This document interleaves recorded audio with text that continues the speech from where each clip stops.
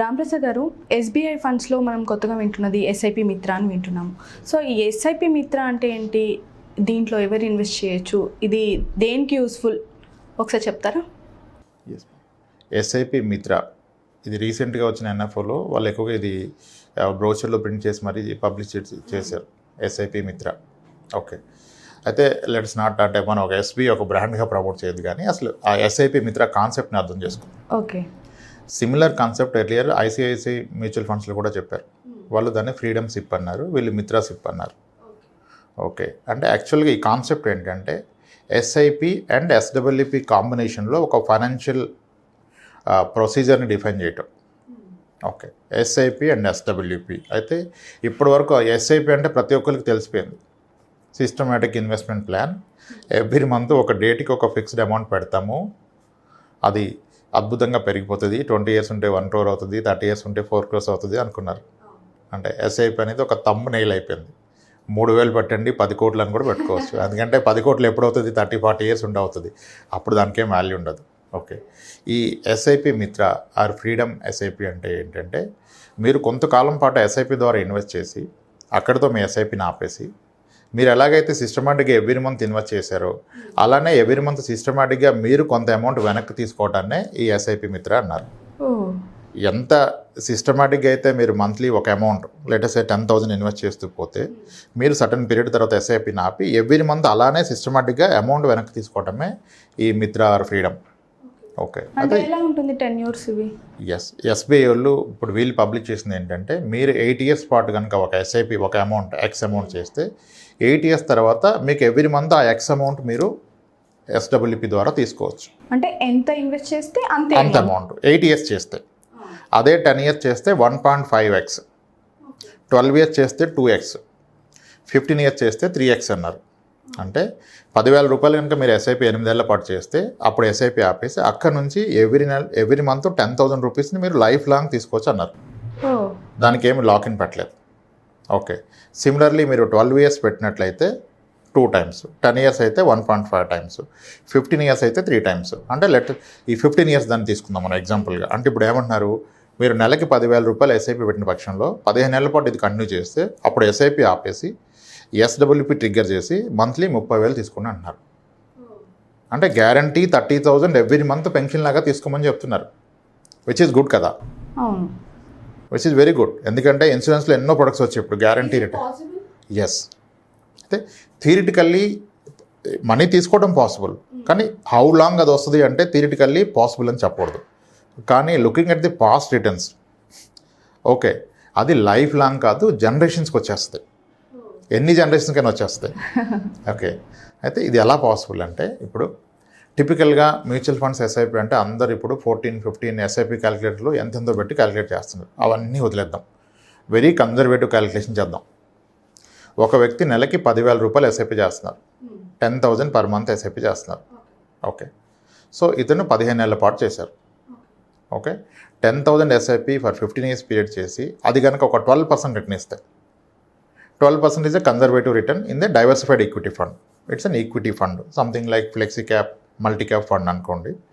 12% తీసుకోవచ్చు, ఎందుకంటే మనకి లార్జ్ క్యాప్ ఫండ్స్ కూడా 11% ఇచ్చాయి 15 years average return. So multi cap డెఫినెట్గా 12 ఇచ్చే అవకాశం మాత్రం ఉంది. Okay, in case 10,000 rupees per month ఎస్ఐపిని 15 years పాటు కనుక మీరు పెట్టగలిగినట్లయితే దాని వాల్యూ అట్ 15% గ్రో అయితే ఇంచుమించుగా 49.5 lakhs అవుతుంది. అంటే అరౌండ్ రౌండ్ ఫిగర్ 50 lakhs అనుకోండి.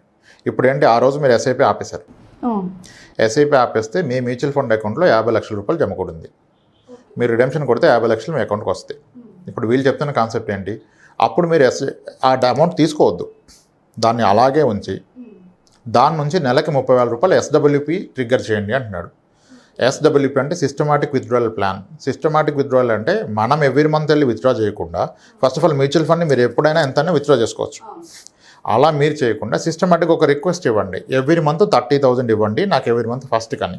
సో దట్ ఎవ్రీ మంత్ ఫస్ట్కి 30,000 ఇస్తాడు. 30,000 ఎలా ఇస్తాడు, అక్కడ యూనిట్స్లో 30,000 వర్త్ యూనిట్స్ అమ్మిస్తాడు.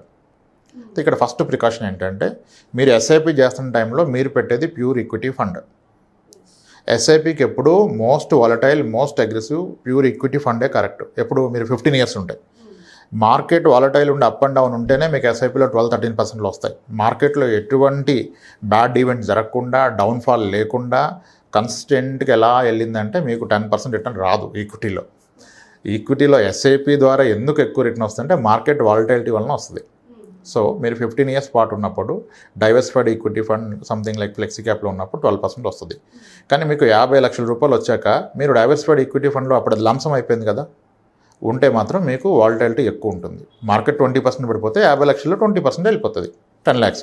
కాబట్టి అప్పుడు ఏం చేయాలంటే, ఇప్పుడు అందుకే వాడేమంటాడంటే ఎస్బీఐలో మీరు first source fund, target fund అంటాడు. అంటే ఎస్ఐపి కొన్ని ఫండ్స్ రికమెండ్ చేశారు వాళ్ళ దాంట్లో, అలాగే ఎస్డబ్ల్యూపీకి ఒక ఫండ్ రికమెండ్ చేశారు. సో టిపికల్గా ఏంటంటే మోస్ట్ ఐడియల్ సొల్యూషన్ మీరు ఏ ఎయిమ్స్ అయినా పెట్టుకోండి, ఎస్బీఐ ఐసిఐసి అవసరం లేదు. These 2 are very good fund houses. But అవే అని కాదు, మీరు కెనరా ఫండ్ హౌస్ పెట్టుకోవచ్చు, హెచ్డిఎఫ్సి పెట్టుకోవచ్చు, ఏ ఫండ్ హౌస్ అయినా పెట్టుకోవచ్చు. మీకు 50 లక్షలు జమ కూడాక దాన్ని మీరు ఒక హైబ్రిడ్ ఈక్విటీ ఫండ్లోకి మూవ్ చేయండి. హైబ్రిడ్ ఈక్విటీ ఫండ్లోకి మూవ్ చేయండి. హైబ్రిడ్ ఈక్విటీ ఫండ్ అంటే that is a combination of debt and equity. Debt and equity వల్ల మీకు రిస్క్ కాస్త తగ్గుతుంది, రిటర్న్స్ కూడా కాస్త తగ్గుతాయి. Let us assume hybrid equity funds హిస్టారికల్గా ఇప్పుడు చాలా ఎక్కువ రిటర్న్ చూపిస్తున్నాయి. 10 years క్యాగర్ కూడా 12, 13, 14.75 ఫండ్స్ కూడా ఉన్నాయి. 10% ఇస్తుంది అనుకోండి. ఇప్పుడు 50 లక్షల రూపాయలు ఉంది, మీరు దాన్ని హైబ్రిడ్ ఈక్విటీలో పెట్టారు. గోయింగ్ ఫార్వర్డ్ అది ఆన్ అన్ యావరేజ్గా ఇయర్లీ ఒక 10% ఇస్తుంది. ఇప్పుడు ఈయన ఏమన్నాడు, మీరు 10,000 ఎస్ఐపి చేస్తే 30,000 తీసుకోమన్నాడు. అంటే 50 lakhs మీద 30,000 per month. 30,000 per month అంటే which is around 3,60,000 per year. అంటే ఆల్మోస్ట్ మీ 50,000 మీద ఒక 7.2% per year తీసుకోమన్నాడు. అంటే రౌండ్ ఫిగర్ అనుకోండి, మీ ఆ రోజుకి ఉన్న అమౌంట్ 50 lakhs మీద 7% per year తీసుకుంటున్నారు. కానీ ఇందాక మనం అనుకున్నట్టుగా అక్కడున్న ఫండ్ ఏమో 10% per year పెరుగుతుంది. సో 10% పెరుగుతున్నప్పుడు మీరు 7% తీసుకుంటే మీ మనీ తగ్గదు కదా. అవును, మీ మనీ ఎప్పటికీ తగ్గదు. అయితే ఒకవేళ మార్కెట్ క్రాష్ అయిపోయింది, 50 lakhs మీరు జమ చేశాక మార్కెట్ ఈజ్ కరెక్టెడ్ బై 45% అనుకోండి. Let's say worst case 59% fall అయింది అనుకోండి. ఇప్పుడు 2008లో 2009 మార్చ్లో Sensex is down by 59%. 22,000 Sensex has come to 8,400. అటువంటిది ఇంకో ఫాల్ వచ్చింది అనుకోండి. అప్పుడు ఏమవుతుంది, మార్కెట్ 50% పడితే మీరు ఈక్విటీ ఫండ్లో ఉంటే మీ ఫండ్ కూడా 40% పడుతుంది. కానీ మీరు హైబ్రిడ్ ఫండ్లో ఉన్నారు, హైబ్రిడ్ ఈక్విటీ ఫండ్లో. సో ఇది ప్రాబబ్లీ ఒక 25% పడుతుంది. ఓకే 20 or 25, 30 పడుతుంది. 30 పడితే ఏమవుతుంది, మీ 50 lakhs కాస్త తగ్గి 35 lakhs అవుతుంది. అయినా మీకేం అవసరం లేదు, ఆ మనీతో మీకు పని లేదు. మీకు కావాల్సిన నెలకు 30,000 కదా, మీకు 35 lakhs నెలకు 30,000 తీసుకోవచ్చు కదా రిడెంప్షన్ చేసి. అయితే అంత మార్కెట్ పడితే మార్కెట్ అక్కడ ఉంటుందా? 2009 మార్చ్లో ఫాల్ పడితే 2011 కల్లా మళ్ళీ సెన్సెక్స్ వెంట 26,000. సో కాబట్టి మీరు పెన్షనర్ కదా, మీరు మంత్లీ డబ్బులు తీసుకున్నప్పుడు మార్కెట్ పడితే కూడా మీకేం ఇబ్బంది లేదు. మీరు అనుకున్న SWP is like A guaranteed income. Every month మీకు 30,000 వస్తుంది. ప్రాబబ్లీ నెక్స్ట్ 1.5 yearలో 2 yearsలో మళ్ళీ మీ 35 lakhs 50 lakhs అవుతుంది. కానీ మీరు ఒక 10 years కంటిన్యూ అయితే hybrid equity fund on average 10% ఇచ్చేస్తుంది. అది 10 ఇచ్చినప్పుడు మీరు 7 తీసుకుంటే మీ క్యాపిటల్ తగ్గే అవకాశమే లేదు. ఇన్ఫ్యాక్ట్ మీ క్యాపిటల్ కూడా మళ్ళీ 15 yearsకి డబుల్ అయిపోద్ది. సో అంటే ఇట్స్ లైక్, అంటే మీరు పాస్ట్ హిస్టరీ చూసుకొని గత 15 years returns factoring all volatility in market factor చేసుకుంటే కూడాను ఇది క్వైట్ పాసిబుల్. 10,000 రూపాయలు నెలకి ఎస్ఐపి 15 ఏళ్ల పాటు పెడితే అక్కడ నుంచి ఎవ్రీ మంత్ 30,000 లైఫ్ టైం వచ్చేస్తాయి. సో అయితే 10,000, 30,000 బాగుంది కదా రైమింగ్ అని పెట్టకూడదు. అసలు ఇప్పుడు 45 ఏళ్ళ వయసులో ఉన్న వ్యక్తి ఉన్నాడు, 60 ఏళ్ళకి రిటైర్మెంట్, దీని మీద డిపెండ్ అవుదామంటే ఫస్ట్ నెలకి 30,000 సరిపోద్ది ఆయనకి ఖర్చు. ఆయనకి ఇప్పుడే 30,000 అయితే 60 ఏళ్ళు వచ్చాక 30,000 అవుతుంది కదా, 60,000 అవుతుంది కదా.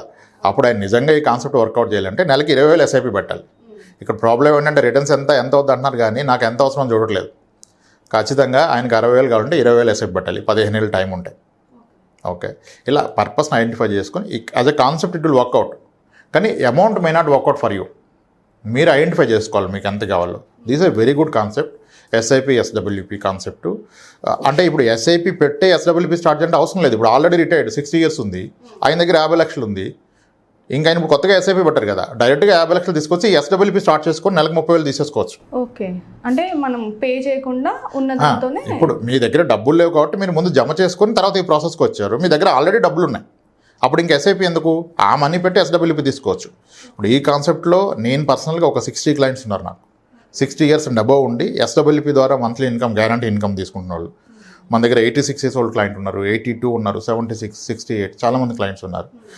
This is a perfect solution for them. అందరూ ఇన్వెస్ట్ చేయొచ్చు అంటారా? ఎవరైనా చేసుకోవచ్చు, ఏ ఏజ్ గ్రూప్ అయినా చేసుకోవచ్చు. అండ్ దీనికి నామినీస్ ఉంటారు. నా తర్వాత ఏమవుద్ది మనీ అంటే ప్రాబ్లమే లేదు. You can have multiple nominees, వాళ్ళకి పాస్ అని అవుతుంది. మీరు ఉన్నంతకాలం మీరు ఎవరి మీద ఆధారపడకుండా ఒక పెన్షన్ లాగా, ఇప్పుడు గవర్నమెంట్ ఎంప్లాయీ రిటైర్డ్ అయితే ఆయనకి పెన్షన్ ఉంది, సో ఆయన ఎవరి మీద డిపెండ్ కాదు. ఒక ప్రైవేట్ ఎంప్లాయీ రిటైర్ అయితే అప్పుడు వాళ్ళకి ఇదొక సొల్యూషన్. ఎస్, ఇదొక అద్భుతమైన కాన్సెప్ట్ అండి, దీన్ని అందరూ వాడుకోవచ్చు. ఓకే రాంప్రసాద్ గారు, మరి టెన్యూర్ అనేది 8 to 15 years అంతవరకు ఉంటుందా? ఎటువంటి టెన్యూర్ ఇక్కడ కాంప్లికేషన్ లేదు. వాళ్ళు ఐడియల్గా ఒక సినారియో చెప్పారు, మీరు ఎన్ని ఇయర్స్ అయినా పెట్టుకోవచ్చు. 8 years పెట్టుకుంటారా, 10 years, 12, 15, 20 years, ఎంతవరకు మేము కట్టగలుగుతామో. ఎస్, మీకు అంటే మీ అవసరాన్ని బట్టి మీరు కట్టగలగడం వేరు, మీ అవసరం వేరు. అంటే ఇప్పుడు ఒక 10 years అనుకుంటారు, మరి 8 years తోనే ఆపేస్తారు. చేసుకోవచ్చు, 8 months తర్వాత కూడా ఆపుకోవచ్చు, 8 days తర్వాత కూడా ఆపుకోవచ్చు. కానీ ఆపితే మీరు కట్టింది ఎంతో లేదు కదా, దాని మీద మీకు ఇంత రాదు కదా. ఓకే, వాళ్ళందరికీ అర్థమవడం కొరకు 8 years అయితేనేమో 1 అంటే 10x పెడితే x అమౌంట్ వస్తుంది 8 years, 10 years అయితే 1.5x, 12 years అయితే 2x అన్నారు. కానీ వీటన్నిటికన్నా ప్రాక్టికల్ వే అయితే 15 yearsలో 3x ఈజ్ మోర్ ప్రాక్టికల్, ఎంత మార్కెట్ వాలటైల్ ఉన్నా. సో 15 years పాటు మీరు పెట్టిన దానికి 3 రెట్లు మీకు ఎవ్రీ మంత్ ఇన్కమ్ అయిపోతుంది. సో అద్భుతంగా వర్కౌట్ అవుతుంది, ఎవరైనా కన్సిడర్ చేయొచ్చు, తీసుకోవచ్చు. Thank you. Right, thanks.